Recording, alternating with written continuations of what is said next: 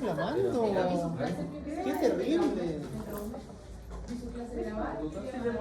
¿Quién hizo qué? Vi su clase grabada y ya. Como 20 horas tiene de clase. ¡Qué terrible este! Probablemente te sea mi último año haciendo Pero la eso. mitad de las clases son como críticas a algo, así que tampoco. Está bien, sí, pues, crítica al sistema, Son ¿cierto? fáciles las clases. Mire, si yo cuando tuve fisio, las clases de fisio mis profes eran cortitas, era respiramos, inspiramos, aspiramos y el gas y se termina. Profe, mi pareja me dijo que usted tenía pinta de comediante. ¿De qué? De comediante. ¿Cómo dices? ¿De qué? De comediante. ¿Yo? Sí. Porque en las clases como que me estaba escuchando y era puro chiste. Es como el 70% de sus clases, no se puede decir. Puro chiste. Ahora no nos Pero va a 100% clase. No van a decir ni un chiste más. No, Pero nunca eso más. sí, la clase bacán, divertida y No, no, si nada más. No, si no, Ya no quiero ser Ya comediante. no quiero más. Ya. Entonces, repito.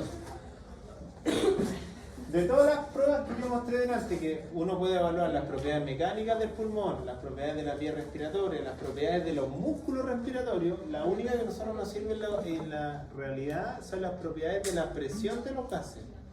Pero eso lo hace solamente el anestesista. O si ustedes tienen clínica en un futuro o trabajan en una clínica, ustedes debiesen saberlo por cultura general. Porque ustedes se tienen que ir dando cuenta si el animal está respirando o no.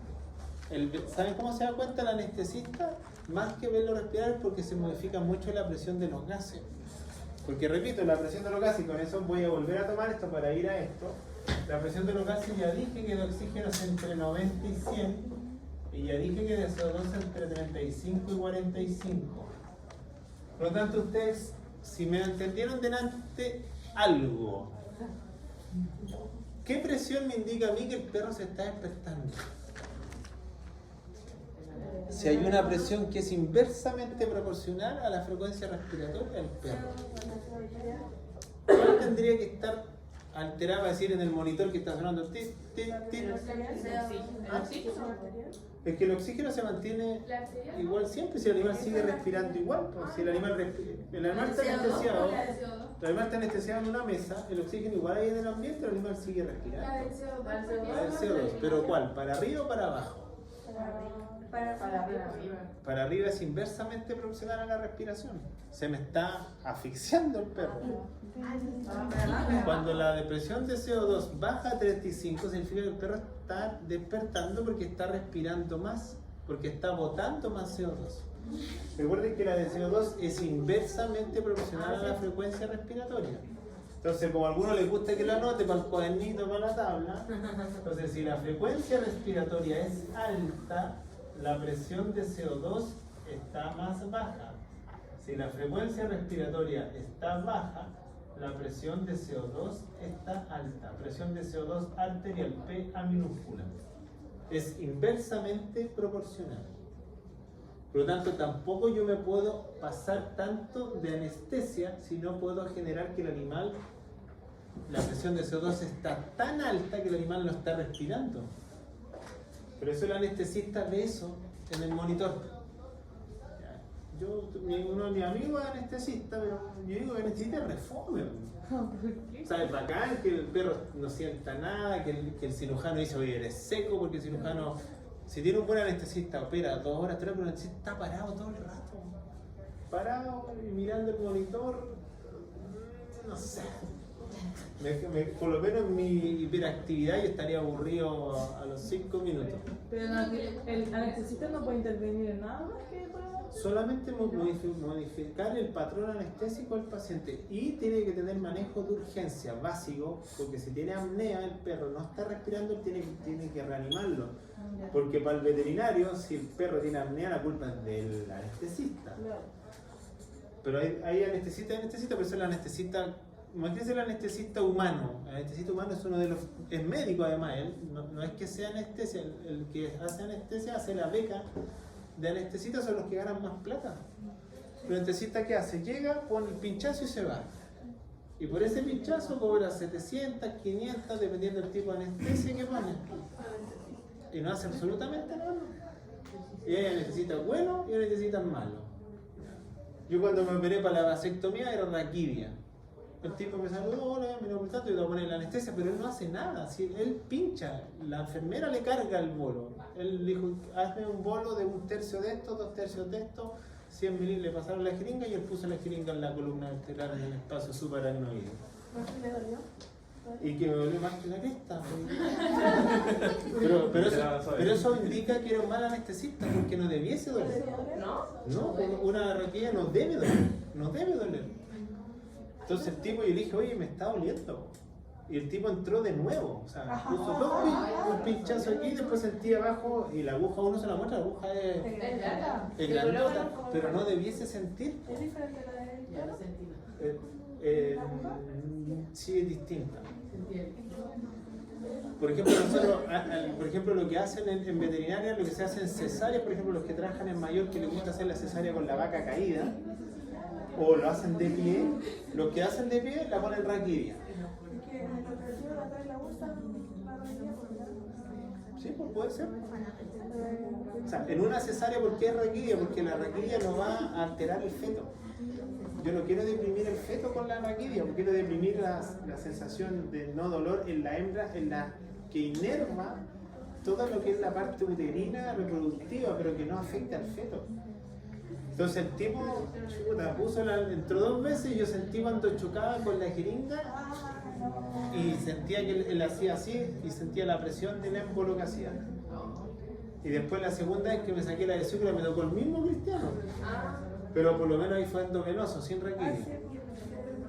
Ya, pero endovenoso él no tiene ni una ciencia, si él da de verdad, el tipo lo que llega, dice que hay que cargar esto, midazolam, no sé qué cuánto, cárguenme el bolo, duerme.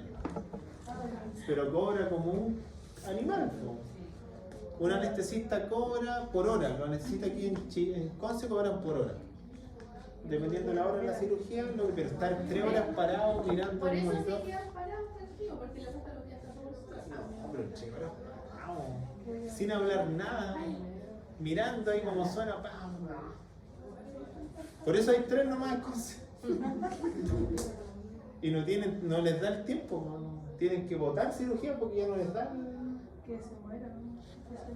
Una necesita gana aquí porque le pregunté a mi amigo, ¿cuánto ganas el día? 250 diarias, 250 lucas diarias. ¿Qué es lo que sale caro? Que tiene que comprar su propio equipo, tiene que llevar su camnógrafo, tiene que llevar su multiparámetro. Imagínense, en 2 días gana un sueldo mínimo. En un año para todo Y el persona que tiene Su inversión no lo puede como en un año. Cuando su... genial, pero ¿cuál es el riesgo? Que está en el riesgo de que se muera el paciente. Es que es el 50% de probabilidad. Porque si se muere la culpa del anestesista. Para el veterinario obviamente, siempre le va a echar la culpa al anestesista. Son los riesgos de... Entonces, tenemos presiones arteriales de oxígeno, tenemos presiones arteriales de CO2 y repito, es inversamente proporcional. Por lo tanto, cuando el perro, su presión de CO2 empieza a disminuir, significa que está despertando la anestesia. Y yo tengo que volver a subirle la dosis de anestesia inhalatoria o ponerle un bolo inyectable porque tengo que hacer que nuevamente vuelva al parámetro. Bueno, y además todos se dan cuenta cuando está despertando, cuando al hacer una pequeña sutura o alguna cosa hay una contracción abdominal o hay algo que indica que, oye, está despertando. Es que depende, porque hay anestesios que el reflejo se mantiene igual. ¿Ya? Eso depende del producto que usted ocupe. Después vienen otras presiones más acá. La otra que viene acá se llama FiO2. Se llama fracción inspiratoria de oxígeno. Está ahí como fracción del aire inspirado de oxígeno.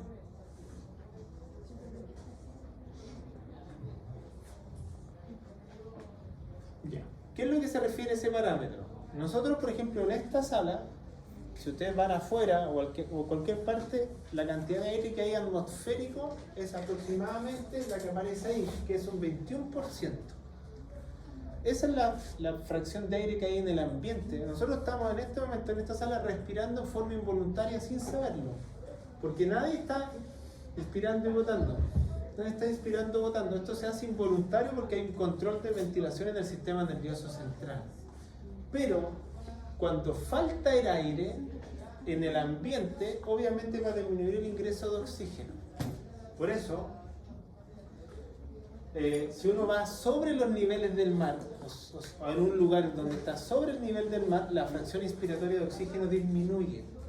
Por eso la gente que va, por ejemplo, a la altura de Machu Picchu, la gente que va a Calama, la gente que va a Bolivia, la gente que va a partes que están sobre el nivel del mar, la fracción inspiratoria de oxígeno normal, que es de 21, en esos lugares sobre el nivel del mar empieza a disminuir. Por eso la gente empieza a sentir la sensación de que le cuesta respirar, o que la gente dice, el signo que se apunó. Porque obviamente le cuesta captar el oxígeno porque hay una baja presión atmosférica de oxígeno. ¿Ya? Entonces, ¿cómo hacemos nosotros? Por eso, nosotros que vivimos no sobre el nivel del mar, sino que al nivel del mar en estas regiones, nosotros si los vamos a la precordillera, obviamente nos va a costar un poquitito, pero hay gente que está acostumbrada a vivir en esos lugares. Por algo ustedes han visto, y disculpando el ejemplo que no tiene que ver con veterinario, pero por eso los jugadores de fútbol, antes de ir a jugar a Bolivia, o antes de ir a jugar a la altura de La Paz, o ir a Lima, que tienen un cierto nivel sobre el mar, ellos se preparan antes, o se adecúan antes, entrenan antes, porque obviamente saben que han ido a un lugar donde la presión atmosférica de oxígeno es muy baja y por lo tanto les va a costar respirar, y más aún si hacen ejercicio. ¿Ya? Por eso hay animales veterinarios que están acostumbrados a vivir en condiciones de baja fracción respiratoria de oxígeno. Por ejemplo, los camelios sudamericanos, llama, alpaca, guanaco, vicuña, ellos viven en el norte de Chile, en la frontera entre Chile y Arica, entre Chile y Perú, perdonen, y ahí hay bajos niveles de concentración de aire en el atmosférico. Por lo tanto, la fracción inspiratoria de oxígeno en el ambiente normalmente debe ser de 21%. Si esa fracción baja, obviamente existe el riesgo que la frecuencia respiratoria baje y también la sensación de un buen proceso respiratorio se altere. ¿Ya? O sea, quiere decir que lo normal es el 21%. Y la flechita lo que significaba es que se bajaba. Si esa fracción inspiratoria de oxígeno es cuánto oxígeno hay en el ambiente, en otras palabras. Por ejemplo, hay animales que pueden vivir con un 5% de oxígeno en el ambiente. Por ejemplo, los peces en estos acuarios que ustedes los ven, hay acuarios que están totalmente contaminados, sucios, pero el animal igual respira. Con un 5% de oxígeno que lo saca del agua, del H2O, ese oxígeno que está en el agua, es que le permite por la branquia respirar un pescadito en un acuario o en un océano o donde ustedes quieran.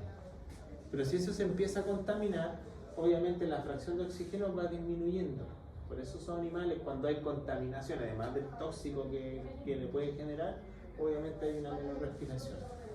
Por eso ustedes no sé si han visto que en muchos de esos acuarios les ponen, además de algunos que necesitan termorregularle el agua, hay algunos que le ponen algún filtro para que vayan purificando el agua que está ingresando y la vayan limpiando. ¿Sí? Por lo tanto, nosotros todos vivimos en lugares, por lo menos, que la fracción inspiratoria en el ambiente es de 21%. Si esta disminuye, pues tenemos problemas, nos va a costar respirar. ¿Ya? Entonces, hay gente que vive, tú dirás, pero profe, y la gente que vive, sobre el nivel del mar, ¿cómo lo hace?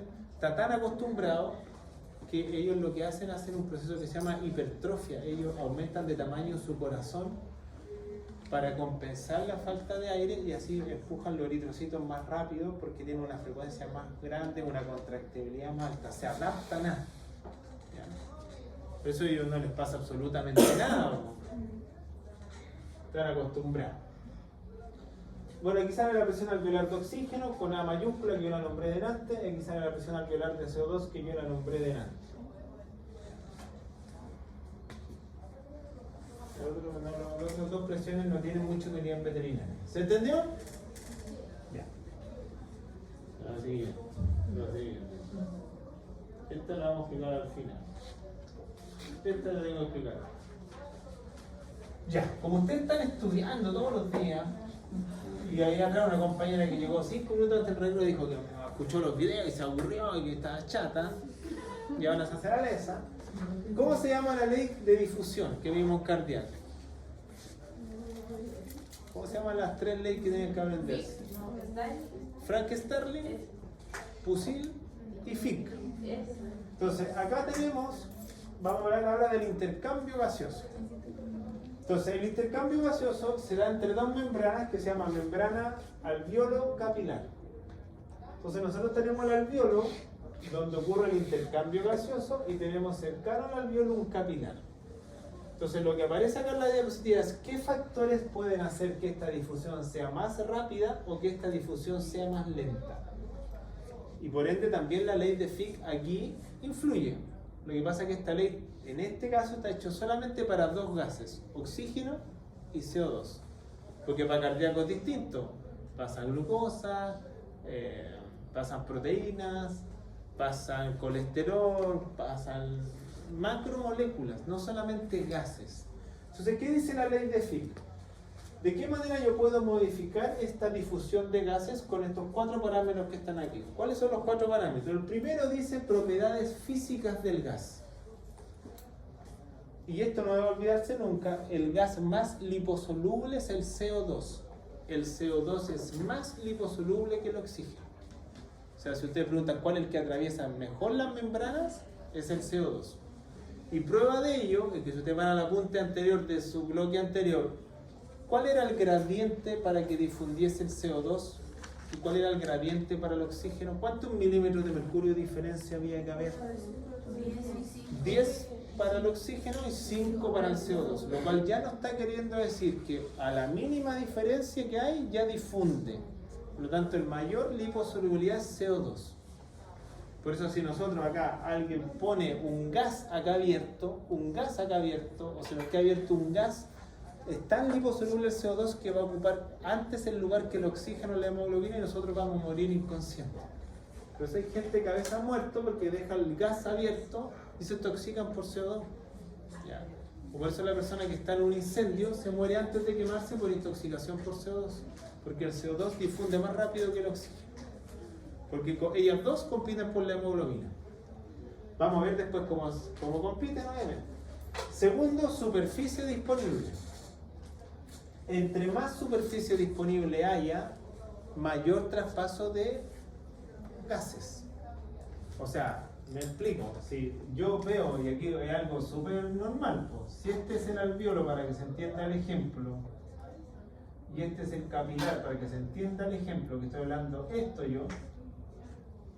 Si yo tengo un alveolo que está bajo esta característica, que tiene secreción en su interior,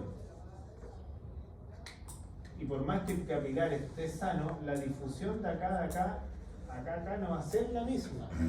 Por lo tanto, entre más superficie disponible tenga, mayor es el intercambio gaseoso.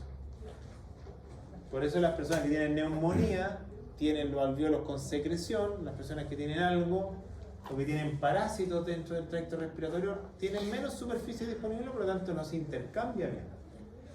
Tercero, espesor de la barrera. Entre más espesor tenga la barrera, menor es el intercambio. Es decir, esto se refiere a superficie para que se entienda, y espesor es esto. Si este es un alveolo, voy a ejemplificar de una manera sencilla más, ¿no? Porque si este es el espesor de la barrera, no es el epitelio, ¿eh? Pero, y si este es el espesor de la barrera, para que me entiendan, obviamente este va a difundir más que este va a difundir menos. Entre más espesor tenga la barrera, menor es el intercambio.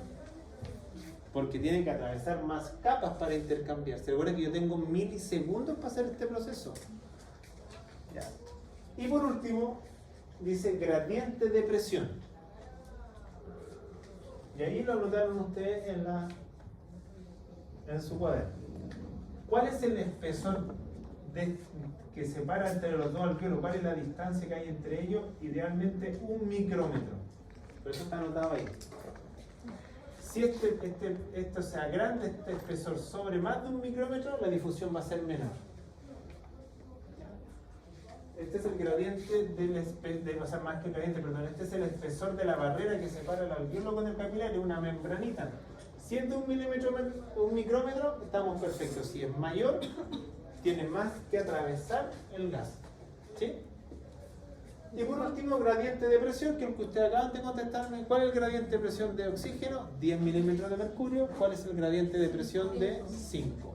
Entre más sea el gradiente, menor es la difusión. ¿Sí?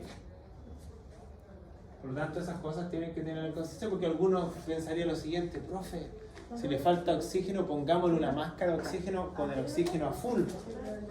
Y eso no significa que va a pasar más. Muy por el contrario, va a dañar el alveolo porque le está haciendo mucha presión y por la fricción va a dañar el alveolo. ¿Se entendió la ley de Fick? Entonces repito. Propiedades físicas del gas: liposoluble más CO2 que oxígeno. Superficie disponible: entre más superficie disponible haya, mayor es el intercambio. Espesor de la barrera: entre más espesor tenga esta membrana o esta barrera, menor es el intercambio. Y gradiente de presión: entre más chico sea el gradiente de presión, menos difunde. Lo cual no quiere decir que entre más sea, más va a difundir, porque los gases se saturan en la molécula de hemoglobina. No saco nada con dar más. ¿Se entendió o no? Está enojándome ya. Ya estoy enojado. ¿Qué dijo? Dice que estoy durmiendo, que voy a entender.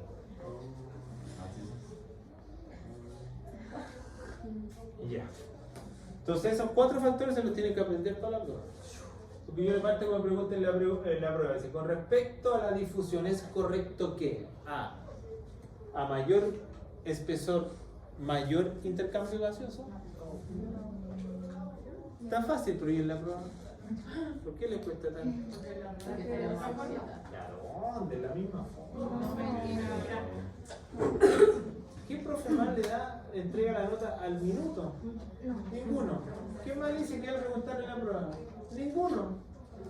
¿Y les va mal igual? Dan ganas de sacarle.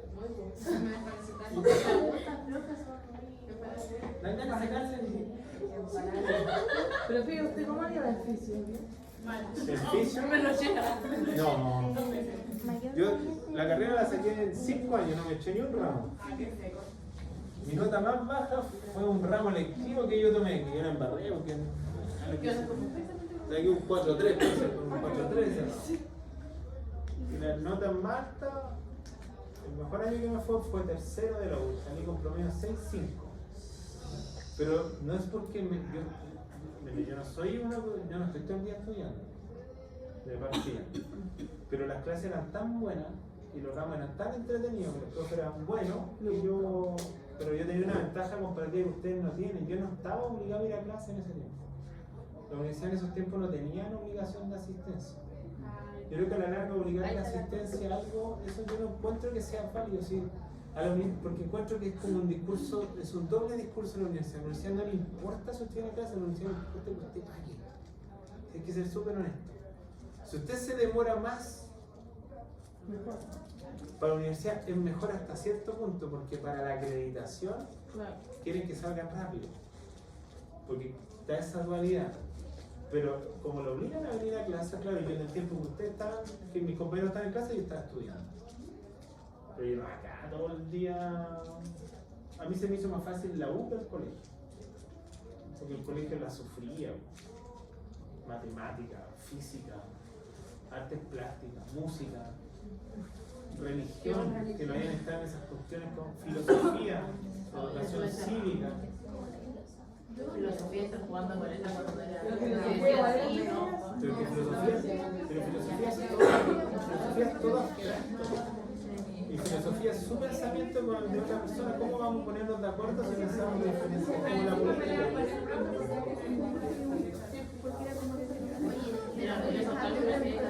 O sea, yo oficio, escucha, que no también no me acuerdo que nota, pero el profe de oficio lo que hacía, pero que ustedes tienen esa ventaja, ahora ustedes ven su nota en su portal, o le llega un aviso a su aplicación que le subieron la nota. Pero en mi tiempo las notas eran publicables, po. Había un fichero y el profe ponía la nota. Y El fichero de la vergüenza. y el profe ponía la nota de la peor abajo y la mejor arriba. Entonces todos empezábamos así. Hasta llegar ¿Usted era el de arriba? siempre los primeros, pero Pero no porque yo quisiera, porque se me hizo fácil. O sea, a los compañeros a los que les generaba problemas, yo no alcanzaba a ver mi nota, toda la gente sabía mi nota antes de yo verla. Y si me iba mal, algunos se ponían contentos, porque nos falta un tonto. Y cuando me iba bien, No le decían nada, lo quedaban mirando. no, ya sabía yo. Pero hay el programa que me iban no mal, pero no bien que los de producción, pues yo no sé pensar como productor. Hay gente que a los que les gusta la producción le va a ir siempre bien en producción, pero le va a ir mal en estos ramos. Estos ramos al que le gusta la producción no le importan porque no ven números. A mí en producción me iba horrible. O sea, horrible, cuadrital no me eximía. A eso me refería horrible. ¿Ustedes se van a eximir de este ramo? No, Obvio. obvio. Si me eximes, ahora si Ya. pone 2, 7 la 1. Si fuese por asistencia, participación aquí. Porque antes ponían nota por porque en algún ramo le tienen que estar pidiendo portafolio, ¿no? No. Trabajo. Seminario. Seminario. Pero qué fome. Sí. Y aparte disertado papel no. Disertar qué horrible. Pobre profe aburrida ahí, o profe. escuchando. Pero que no vamos a disertar nada. Pero que mire, si yo la voy a disertar, mi raciocinio es el siguiente. ¿Qué voy a lograr con su disertación? Que usted quede conforme porque probablemente va a tener una nota mejor que en una prueba. ¿Aprendió algo? No. Se la aprende de memoria. Se lo aprende de memoria. ¿Va a disertar sin mirar la diapo? Difícil. Yo sería parte de un seminario donde fuese sin PowerPoint con esto. ¿Sí? ¿Cómo lo hacían sus profes de colegio? Si no tienen ni PowerPoint, no tienen ni computador en algunos colegios y el profe se ponía con una tiza adelante y sin ningún torpeo de qué tenía que hablar y lo hacía igual. Oh. Déjenla nomás, sí. Alguien que la haga no muerde. Después me desquitaré yo nomás. Y ahí la quiero ver. Ya. Pongan atención acá. Y aquí ya se pone, no difícil, pero hay que entender que usted, Anato ya lo pasaron. De ahí que se acuerden algo. Entonces, tenemos de color amarillo. De color amarillo, 2 sacos alveolares dibujados. Tenemos de color entre morado y rojo más pálido, sale la irrigación del corazón. Porque recuerden que esto se llama intercambio gaseoso, pero el gas no saca nada con intercambiarse si no llega al capilar. Pero ¿qué es lo que muestran acá? Y muestran las presiones. Pongan atención a la nomenclatura del gráfico para ir explicando uno por uno. P mayúscula con B es presión venosa. Esta es la presión venosa que tiene el sistema. Obviamente si CO2 es oxígeno, si dice CO2 es monóxido de carbono. Acá está la que yo le nombré delante en el primer bloque. Dije que si era una P con una A mayúscula, era alveolar. Si es B es venosa, si es PA es alveolar. Entonces, ¿de qué corazón estamos hablando acá? Si sale por la arteria pulmonar. ¿De qué corazón sale la arteria pulmonar? ¿Derecho o izquierdo? Y ahí empezamos con... ¿Cómo de qué corazón? ¿De qué corazón? Porque la arteria pulmonar viene de un corazón. Pero de mamá. ¿De cuál de los dos? ¿Ve? Si no se sabe todavía no se sabe lo del corazón. ¿Tengo que explicarlo de nuevo? Es que me dice ¿Todavía no se lo saben? De 2 personas. Le pegan. Se lo sacan la mesa. Con la pizarra. Me van a matarme ya esta altura. La acompaño. No sé si da tan colectiva. Me encantaría, pero... ¿Lo puedo dejar a los hijos guachos? ¿Cómo me Hay van a personas matar? que dependen de usted. Entonces, el corazón del lado derecho retorna toda la sangre del abdomen por una vena que se llama vena cava. Y el corazón derecho expulsa la sangre hacia el pulmón por una arteria que se llama arteria pulmonar. El pulmón retorna la sangre al corazón izquierdo por una vena pulmonar y la saca a todo el organismo por una arteria que se llama arteria aorta. Por lo tanto, el dibujito de la imagen lo que está mostrando es esto. Dice arteria pulmonar que sale del corazón derecho, vena pulmonar que vuelve al corazón izquierdo. ¿Sí? Pero además le está mostrando los alveolos, que es donde ocurre el intercambio gaseoso. Entonces, si ustedes ven la imagen, tenemos que ver la imagen de izquierda a derecha, porque de izquierda a derecha, según el gráfico, viene la sangre. Acá en la entrada, acá en la salida. ¿Siguen con la idea? ¿Sí o no? Sí. Ya. ¿Sí o no? Entonces, la arteria pulmonar sigue siendo arteria, pero usted a alguien le tiene que haber dicho que a pesar de que es arteria, su sangre es venosa, porque trae mucho CO2. Miren la presión de CO2 y oxígeno que tiene la arteria pulmonar. ¿Cuál es la presión arterial de oxígeno? 40. ¿Cuál es la presión arterial de CO2? 46. Por eso el profe de anatomía le tiene que haber dicho, es una arteria, histológicamente es una arteria, pero lo que lleva en su interior es una sangre muy rica en CO2. Por eso la gente dice como sangre venosa, porque es poco oxigenada. Comparen la sangre cómo sale, porque aquí pucha, el data no ayuda mucho porque para variar se cortó la imagen. Todo mal hoy día. Y si baja el... No, es que ya estoy enojado. Alguien que sea más alto que Pero ya te lo puse, ¿cómo lo puse yo? ¡Ah! Mujeres. Baja un poquito, tanto para que se vea bien. Ya, pero nosotros lo tenemos a 102 y 40. Ya, pero ¿cuánto es? Porque si no ya... 102 y 40. Ya, entonces miren. Entra la arteria pulmonar, lleva una sangre que va con estas características. Más rica en CO2 que oxígeno, ¿se entiende, cierto?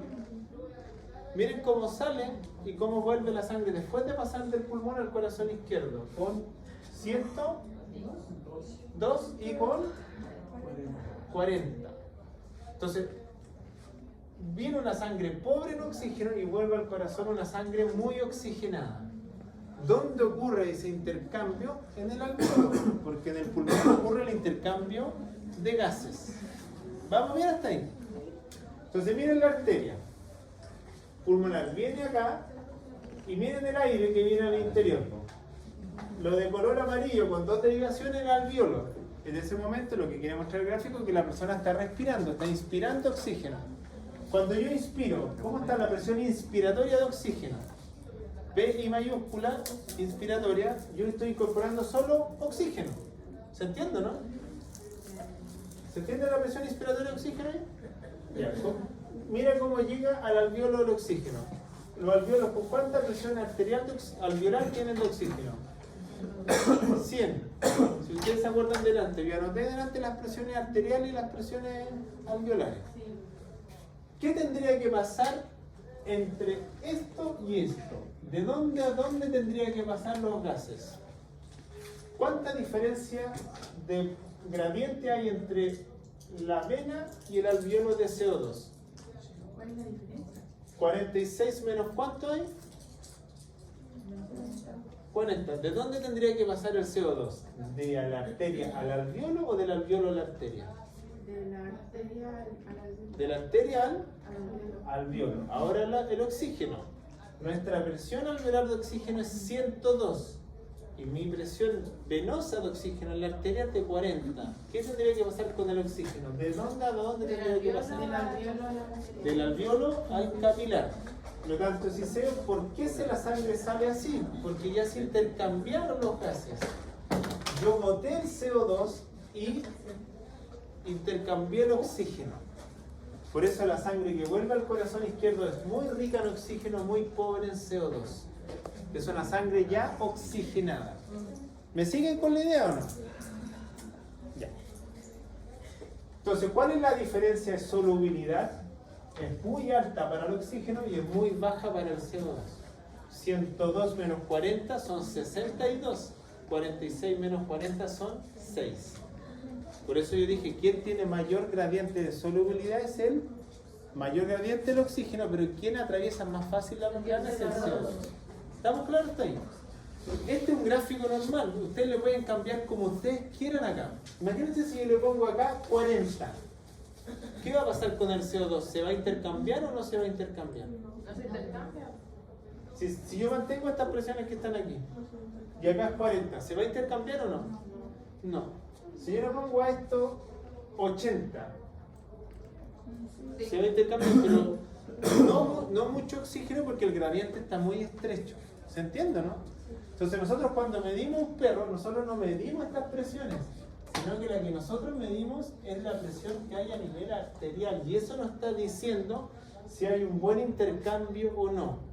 Por eso, ¿cuál es la presión arterial de oxígeno?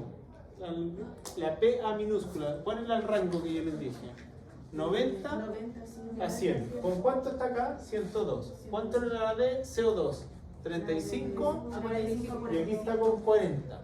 Esto en condición ideal es lo que está pasando en nuestro sistema cuando se intercambian los gases. Pero esta es la sangre con la que yo llego, muy rica en CO2, por eso es oscura. Y esta sangre es muy roja porque es rica en oxígeno. Por eso la sangre arterial en los gráficos de anatomía y cualquiera lo dibujan roja y la sangre venosa la dibujan morada, por la concentración de los dos gases. Vamos, mira, hasta ahí.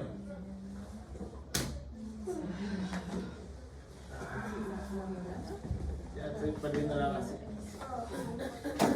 ¿La puedo perder? Pero si vamos a tener clases después de la tarde, Igual, con toda la niña. Las 3 horas. ¿Sí? ¿No querían clase? ¿Cuánto están pagando ustedes por esto?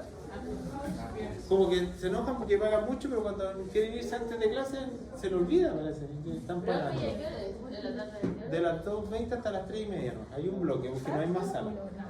¿Y en qué hora va a Chuta, no puede ser. y llegó tarde. 201 en la sala. A ver, Ya. No, qué terrible. Por eso dan ganas de ir, ahora me quiero ir. Pero váyase. váyase. ¿Qué me impide? Las 2:20. Nada, yo me impide, pero responsabilidad. Sí, ay, no sé, no me Ya, entonces, si ustedes ven acá, Bueno, sí, la segunda tarde. lo de color amarillo está aire. En lo de color morado y color rojo están las arterias. Pero para intercambiar gases, el intercambio de gases ocurre entre el alveolo y un capilar. Si ustedes ven el dibujito anterior, el amarillo es el alveolo con los gases, pero yo necesito que los gases se difundan al capilar. Por lo tanto, gracias a este ejemplo voy a poder explicar lo que viene a continuación. Y lo que viene a continuación se llama relación BQ. Así tal cual, voy a explicarlo en español. Viene del inglés en todo caso esta cuestión, no viene del español. Y esta está explicada en esta diapo, en esta que está aquí. Esta relación se llama BQ. ¿Qué significa la palabra B corta? Ventilación. ¿Qué significa la palabra Q? Que no tiene que ver, en inglés, no sé cómo se traducirá, pero tiene que ver con una cosa que se llama perfusión. Por algo nosotros vimos primero cardiovascular y después vimos respiratorio. Pues recuerden que el respiratorio, recuerden que el cardiovascular tiene dos funciones: perfundir y difundir. Perfunde y difunde. Entonces, ¿qué es lo que quiere decir esta relación ventilación-perfusión que se ocupa para los alvéolos? Por eso aquí hay 3 saquitos de color verde y los 3 saquitos son diferentes. El saquito normal es el saquito que está en el lado izquierdo. Este es el saquito normal y estos son los saquitos anormales. Incluso el dibujito le está soplando algo. De ahí que entiendan lo que quiere decir el dibujito y cuál es la causa de eso, otra cosa. Entonces, para que un alveolo, puede ser para que un alveolo respire bien o ventile bien, tiene que tener 2 características. Tiene que ingresarle el oxígeno, o sea, tiene que ventilar, tiene que llegarle aire, ventilar, pero además de ventilar, tiene que llegarle irrigación, porque tiene que haber un capilar cerca. Por lo tanto, por eso esto se llama, para que haya un intercambio efectivo, tiene que haber ventilación y perfusión. tiene que haber irrigación. Si un alveolo está bien irrigado y está bien ventilado, el intercambio va a ser correcto. ¿Se entendió? Ahora miren el gráfico de los colores. Porque perfusión tiene que ver con irrigación, que le llegue sangre. Ventilación tiene que ver con aire. Porque recuerden que el intercambio de gases se hace en una membrana que se llama alveolo capilar. Por lo tanto, tiene que haber ventilación y tiene que haber irrigación. Si usted ve el gráfico que está acá, la irrigación está de color rojo y la ventilación está de color verde. Si usted ve las dos esferitas que salen al lado medio y al lado derecho, ven que algo está malo. Por ejemplo, en el del medio, ¿qué es lo que está mal? ¿La ventilación o la perfusión? La perfusión. Y en el de allá, la ventilación. Entonces, ¿qué quiere decir eso? Que nosotros tenemos en nuestro organismo millones de alvéolos, y hay alvéolos que están en este momento de esta manera, como también hay alvéolos que pueden estar de la siguiente manera. Este ventila y perfunde normal. Este está bien ventilado, incluso diría yo hiperventilado, pero mal irrigado. Y este está muy bien irrigado, pero muy mal ventilado. Si ustedes entienden en ese raciocinio, ¿cuáles podrían ser las causas de que un alvéolo esté así o que un alvéolo esté así? ¿Qué causas podrán provocar eso en un animal? Obviamente enfermo, porque eso no es normal. Lo normal es que sea esto. ¿Cuál de esas causas se les puede ocurrir? Tendría que ocurrir. Por el tema de la tercera parte. La más fácil de aprenderse es la última, porque la última claramente acordarme qué cosas pueden hacer que el alvéolo no le llegue aire. Puede ser una neumonía, puede ser un edema pulmonar, en vez de tener aire tengo líquido, en vez de tener aire tengo inflamación, un parásito por ejemplo. Por ejemplo, ¿por qué los cachorros mueren? Los cachorros cuando nacen uno le tiene que limpiar el tracto respiratorio. ¿Por qué los tiene que mover tanto, masajear con la temperatura y limpiarle las fosas nasales? ¿Qué es lo que ellos aspiran cuando están a punto? El líquido amniótico. Y el líquido puede hacer esto. En vez de permitir entrar aire que esté lleno de líquido, y el animal no puede ventilar bien, pero está así bien irrigado. Pero eso va a hacer que el intercambio no sea efectivo. Ahora veamos esta, que está puesta un poquitito más. Que la vía respiratoria esté totalmente limpia y entre mucho aire, pero no lo pueda intercambiar porque no le está llegando irrigación. ¿Qué podría estar pasando aquí? Un trombo o un émbolo. Por lo tanto, a las personas que tienen trombos pulmonares, émbolos pulmonares, les pasa esto. Pero como nosotros tenemos millones de alvéolos, hay alvéolos que están así, están respirando bien, y hay dos alvéolos que no están respirando bien. Pero yo puedo seguir funcionando igual, porque no tengo un alvéolo, tengo millones. Por eso probablemente algunos de ustedes, sin saberlo, puede que tengan sectores que no están respirando bien y sectores que están respirando bien. ¿Sí? Sin saberlo, claro, la más severa sin duda es esta, porque significa que no le está llegando irrigación a este sector. Esta no hay problema porque un alvéolo está tapado, pero la irrigación está pasando. ¿Se entiende? Entonces, el alvéolo que está al centro se le conoce como el alvéolo supraventilado, pero mal irrigado. Y el alvéolo que está al lado derecho se le llama el infraventilado, pero bien irrigado. Infra, poco. Supra, harto. La idea es que nosotros tengamos los alvéolos ventilados e irrigados. ¿Se entendió? ¿Sí o no? Esto ustedes en la práctica lo van a conocer más adelante con esta palabra técnica que solamente la agrego a su vocabulario, que se llama atelectasia, y que se la pueden preguntar a los colegas cuando hagan su práctica a ver si le definen qué significa. Atelectasia son zonas del pulmón que no están respirando o que no están intercambiando, y puede ser fácilmente cualquiera de estas dos, porque estas zonas, por más que le esté entrando aire o por más que le esté llegando irrigación, no están intercambiando. Y si no intercambian, no sirven, porque el pulmón, la función es intercambiar. ¿Cómo lo sé yo? Cuando hagamos necropsia el otro año, es súper fácil. Nosotros agarramos una botellita con agua, un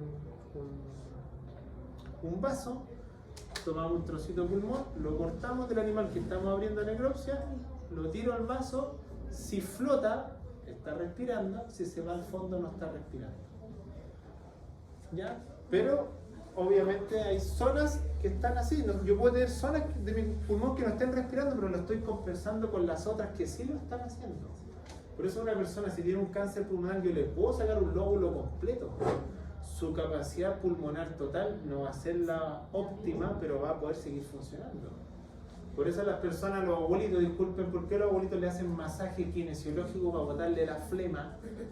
Porque esos abuelitos están en esta etapa. Están muy bien irrigados, pero tienen tanta secreción que el kinesiólogo respiratorio lo que le hacía, lo hace botar eso para que pueda respirar bien. ¿Se entiende? ¿Qué es una pregunta? El último se llama infraventilado, pero bien irrigado. Además, este tiene ¿cuál de los dos tiene más problemas? Este tiene un severo problema, este sobre todo. Porque le están dando tanto aire que puede romperse la pared del alveolo.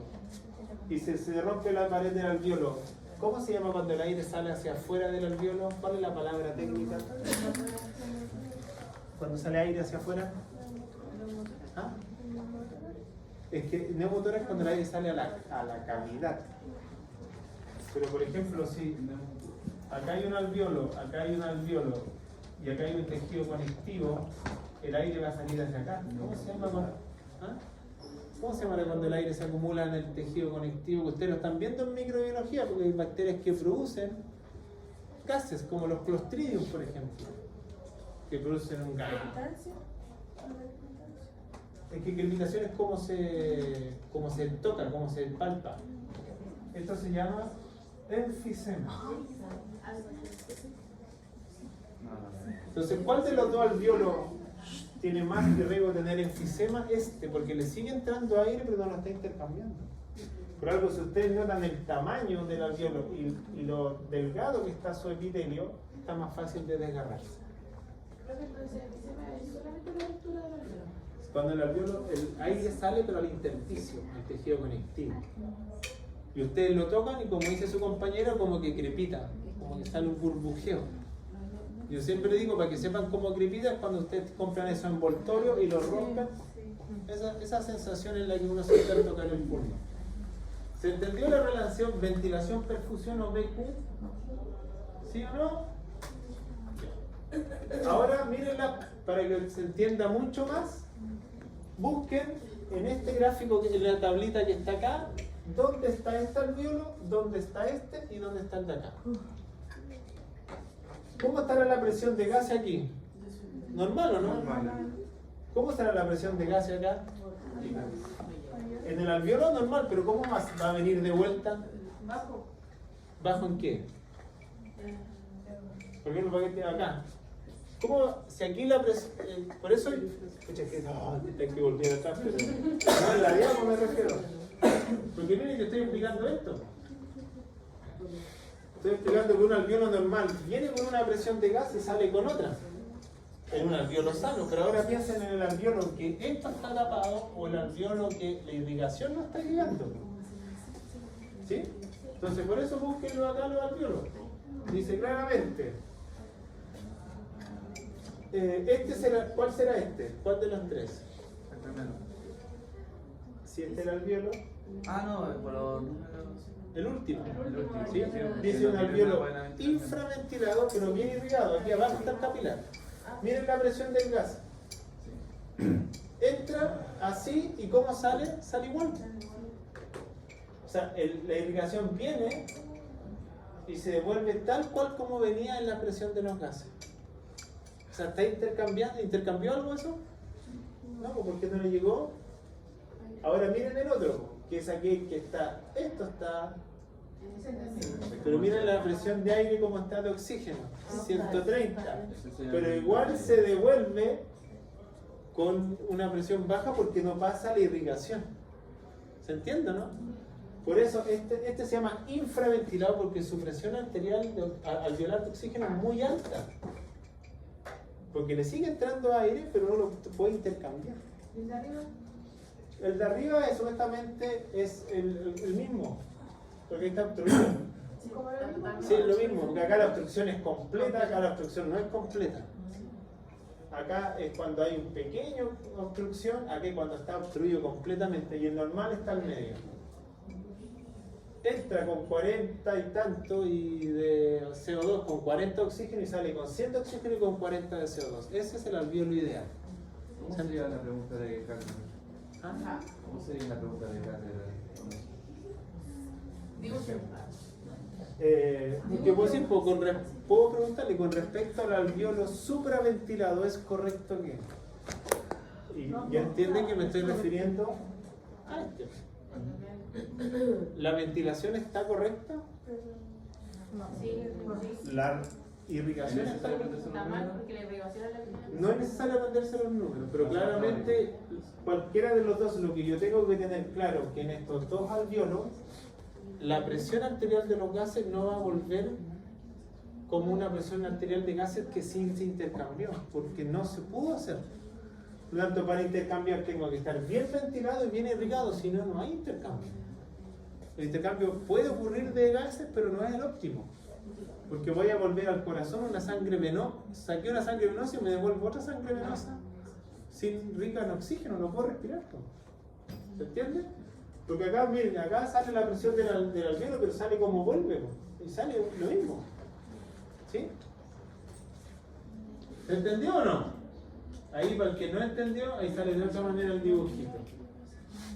Lo que dice, alvéolos normales, ventilación, perfusión, alvéolos infraventilados, alvéolos supraventilados, porque la irrigación está mal.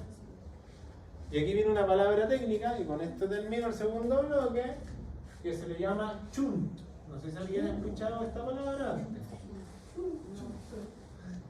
Porque hay un alvéolo que tiene una palabra técnica y yo decía estar en la prueba. Se llama chunt, o se le llama en español cortocircuito derecha-izquierda. Pero cualquiera de los dos puede estar en la prueba. ¿Cuál es el cortocircuito derecha-izquierda o cuál es el chunt? Es aquel alvéolo, y por eso viene el dibujito, que el capilar viene con una presión de gases y se devuelve igual al corazón izquierdo. Tal como venía se devuelve. Entonces, ¿cuál va a ser ese? ¿Cuál será el que? Cortocircuito derecha-izquierda se le llama derecha-izquierda porque la sangre viene del corazón derecho y se devuelve al corazón izquierdo. ¿Sí? Entonces, cortocircuito derecha-izquierda es aquel que la sangre que sale del derecho vuelve al izquierdo con la misma presión de gases. Por lo tanto, no se intercambió el CO2 con el oxígeno. ¿Cuál de los dos alvéolos será el chunt? Ahí aparece en todo caso. Pero ¿se entiende por qué se llama cortocircuito derecha-izquierda? Porque no se intercambió. Algo está pasando ahí. O está mal la ventilación o está mal la perfusión. Y eso va a aparecer en la prueba. Como chunt o cortocircuito derecha-izquierda. Es que la definición es que lo tiene el chunt. La palabra en español chunt es se le conoce en palabra como una derivación o una, como que derivación es esto, como por ejemplo, voy a dibujar para que se entienda. Por ejemplo, si hay dos vasos sanguíneos que debiesen estar separados, un chunt es cuando se genera una comunicación. Acá el chunt, en este caso para el ejemplo, es que como yo nombré el alvéolo X, viene la sangre del lado derecho y después se devuelve una sangre al corazón izquierdo. Acá la sangre tal como viene sale sin intercambiar porque algo está pasando en este proceso y eso se llama chunt. ¿Ya? Chunt o cortocircuito derecha-izquierda en español. Estos son conceptos exclusivamente teóricos, ustedes no tienen forma de verlo clínicamente. Pero lo que sí tienen claro que esos alvéolos, como estos dos alvéolos, su intercambio está malo. Por eso una persona con neumonía, que sería este ejemplo, si yo no le doy antibiótico, no le doy oxigenoterapia, no va a respirar y puede mucho alveolo estar así. Por eso una persona que tiene trombos pulmonares, su alveolo está recibiendo el aire pero no lo está intercambiando. Porque aquí no hay devolución de sangre, aquí la sangre no se devuelve, no está llegando. Este es el chunto. Entra, viene y vuelve igual. Porque no se intercambiaron gases, porque no hay entrada de aire, porque está obstruido el alveolo. Y por eso se le llama cortocircuito derecha-izquierda. Tal como vino, sale. Es decir, si yo hiciese el dibujito con esto termino, 40 y 46 se devuelve 40 y 46 acá, tal cual como entró. Y no estoy intercambiando. ¿Se entendió? Ya. ¿Recreo? Porque ahora viene una materia más que el transporte de gas. Hasta las 2. Hasta la 1.